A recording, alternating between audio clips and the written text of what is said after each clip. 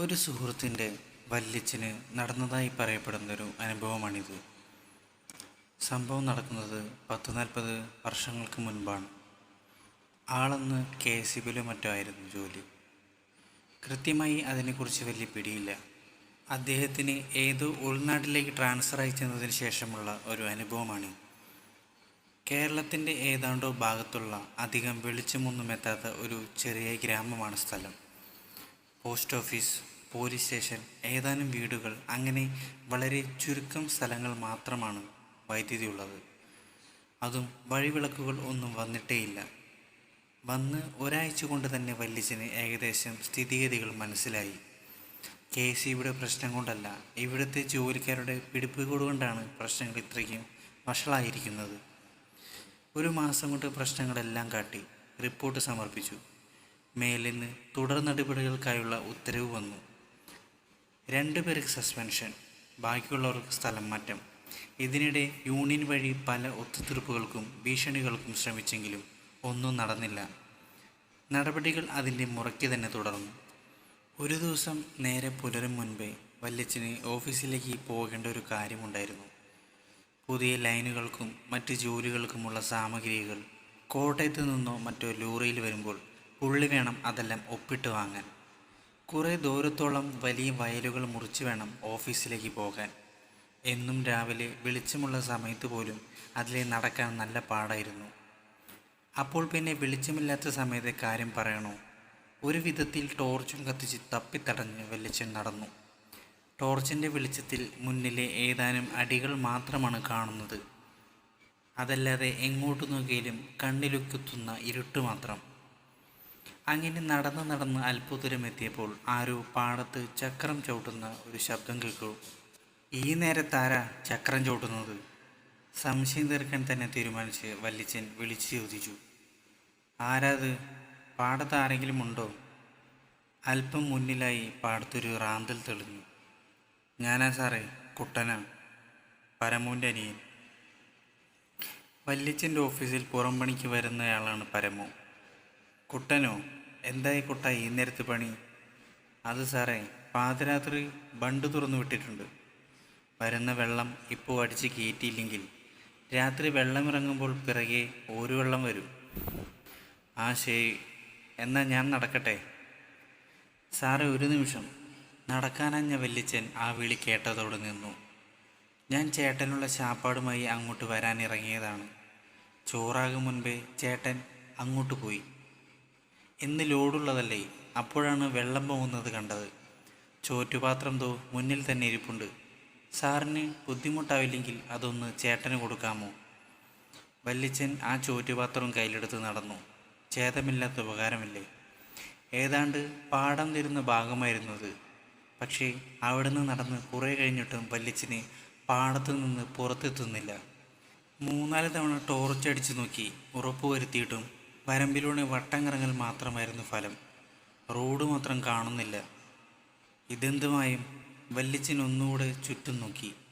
മുന്നിലും പിന്നിലുമായി നീണ്ടു കിടക്കുന്ന വരമ്പും ഇരുവശത്തും മുട്ടറ്റം ആഴത്തിലുള്ള ചെളിയും മാത്രമാണ് കാണുന്നത്. പിന്നെയും ഉദ്ദേശം വെച്ച് നടന്നു നോക്കി. രക്ഷയില്ല. എങ്ങനെ നടന്നിട്ടും തീരാത്ത വരമ്പ് മാത്രം. ഇതിനിടെ വേറൊരു പ്രശ്നം കൂടെ വല്യച്ഛന് തോന്നി തുടങ്ങിയിരുന്നു. ആരോ തന്നെ പിന്തുടരുന്ന പോലൊരു ഭയം. 1-2 തവണ ആരോ പിന്നിൽ നടക്കുന്ന പോലൊരു ശബ്ദം കേട്ടു. പക്ഷെ നോക്കിയപ്പോൾ ആരെയും കണ്ടില്ല.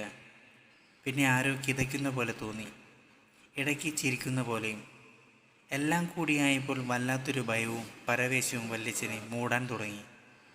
കയ്യിലെ ടോർച്ചിന് ഭയങ്കരമായ ഭാരം കൂടുന്നത് പോലെ. അതും തൂക്കി നടക്കാനുള്ള ആവതേയില്ല.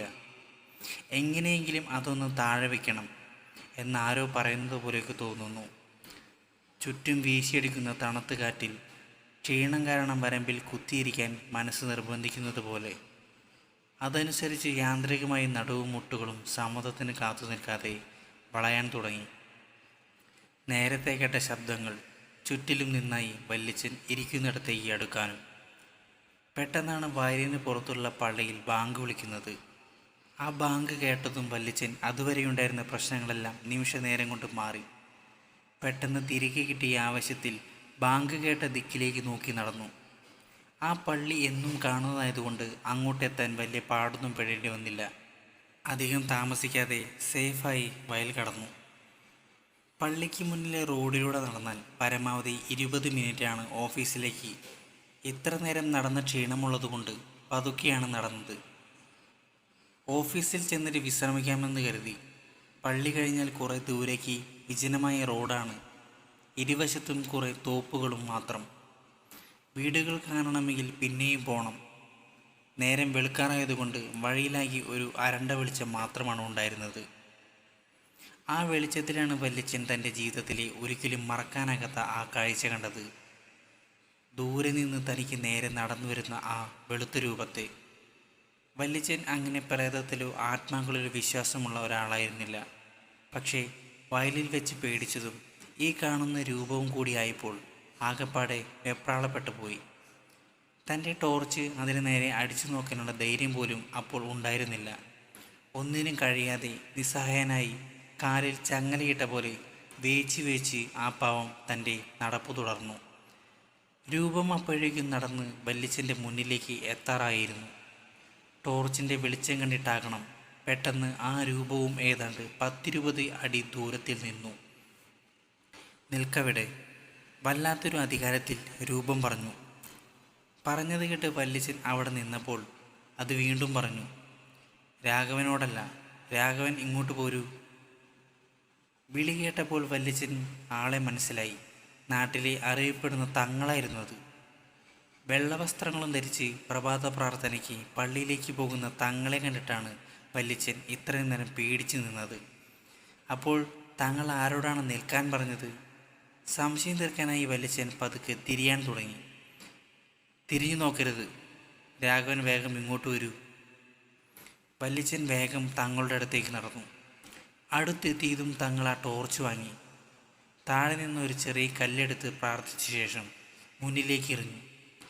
എറിഞ്ഞ ആ നിമിഷം തന്നെ വല്ലാത്തൊരു കരച്ചിലോടെ എന്തോ അവിടെ നിന്ന് ഓടിപ്പോകുന്ന ശബ്ദം രണ്ടാളും കേട്ടു. ഇനി വരൂ. തങ്ങൾ വല്യച്ഛനെയും വിളിച്ച് പള്ളിയിലേക്ക് നടന്നു.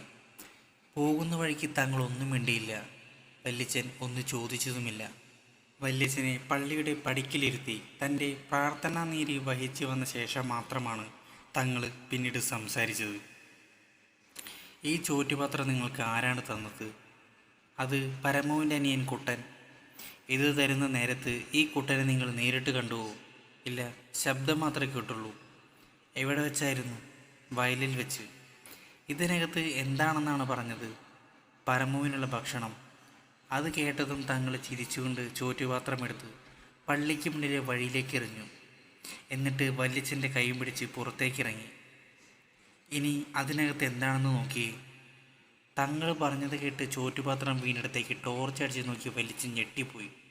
കുറേ ചത്ത പുഴുക്കളും ചെല്ലികളും ചെറിയ പാമ്പുകളുമായിരുന്നു അതിനകത്ത് നിറയെ. ഈ പള്ളിമുറ്റത്ത് കയറുന്നതിന് മുൻപാണ് പാത്രം തുറന്നതെങ്കിൽ കരിങ്കോഴിയുടെ തലയും കാലുകളുമായിരിക്കും രാഘവന് കാണുക. അല്ല, അതിപ്പോൾ ജീവനോട് ഉണ്ടായിരുന്നെങ്കിലല്ലേ? വല്യച്ഛന് ഒന്നും മനസ്സിലായില്ല. നിങ്ങളോട് ദേഷ്യമുള്ള ആരോ ഒരു ദുർമൂർത്തിയെ ആവാഹിച്ച് പാത്രത്തിലേക്ക് തന്നുവിട്ടതാണ്. അത് തന്നതാകട്ടെ വേഷം മാറിയ ഏതൊരു ദുരാത്മാവും. എങ്ങനെയോ നിങ്ങൾ ആ വയലിൽ നിന്ന് രക്ഷപ്പെട്ടു. അവിടെ വെച്ച് തന്നെ കൊല്ലാനായിരുന്നു പദ്ധതി. അപ്പോഴാണ് വല്യച്ഛന് തൻ്റെ മുട്ടോളം മൂടി നിൽക്കുന്ന ചെളി കണ്ടത്. ഇനി ഭയക്കേണ്ട. ഈ ചെയ്ത പണി ഇപ്പോൾ തിരിച്ചു ചെന്നിട്ടുണ്ടാകും. പക്ഷേ ഒന്ന് സൂക്ഷിക്കുന്നത് നല്ലതാണ്, പ്രത്യേകിച്ച് അസമയത്തൂടെ പരിചയമില്ലാത്ത വഴിക്ക് സഞ്ചരിക്കുമ്പോൾ. തങ്ങളോട് നന്ദി പറഞ്ഞ് വല്യച്ഛൻ ഓഫീസിലേക്ക് പോയി. ഉച്ചയ്ക്ക് തന്നെ വല്യച്ഛനെ തേടി ഒരു വാർത്ത വന്നു. ആ ഓഫീസിൽ ക്രമക്കേട് കാണിച്ചതിൻ്റെ പേരിൽ സസ്പെൻഷനിലായിരുന്ന ഒരു ഉദ്യോഗസ്ഥൻ അന്ന് വെളുപ്പിന് ദുരൂഹ സാഹചര്യത്തിൽ മരണപ്പെട്ടു എന്ന്. ഒരു കുഴപ്പവുമില്ലാതെ ഓടിച്ചാടി നടന്നിരുന്ന ഒരു മനുഷ്യൻ.